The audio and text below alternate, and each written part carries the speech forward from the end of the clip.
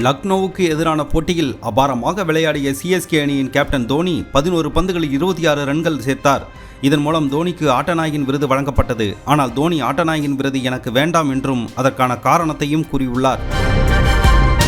போட்டி முடிந்த பிறகு பேசிய சிஎஸ்கே அணி கேப்டன் தோனி, இந்த போட்டியில் வெற்றி பெற்றது மகிழ்ச்சி அளிக்கிறது.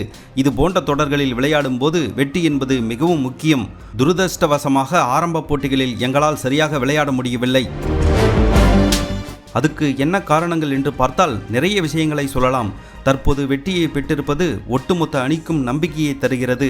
இதன் மூலம் நாங்கள் எந்த விஷயங்களில் இன்னும் முன்னேற வேண்டும் என்று நினைக்கிறோமோ அதற்கு இந்த வெற்றி உதவியாக இருக்கும். கிரிக்கெட்டில் நாம் நினைத்தது போல் நடக்கவில்லை என்றால் கடவுள் நமக்கு அனைத்தையும் கடினமாக மாட்டிவிடுவார்.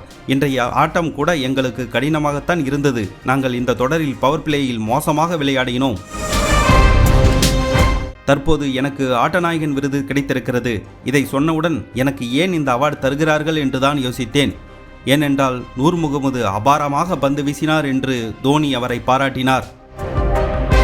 தோனி இப்படி கூறினாலும் நேற்றைய போட்டியில் கேப்டன்ஷிப்பிலும் கீப்பிங்கிலும் பேட்டிங்கிலும் அசத்திய தோனி அதற்கு தகுதியானவர்தான் என்பது நிதர்சனமான உண்மை. தோனி ஒன்றும் மந்திரக்கோள் கிடையாது என்று பிளமிங் சொன்ன நிலையில் நான் ஒரு மந்திரக்கோள் தான் என்பதை மீண்டும் ஒரு முறை நிரூபித்திருக்கிறார்.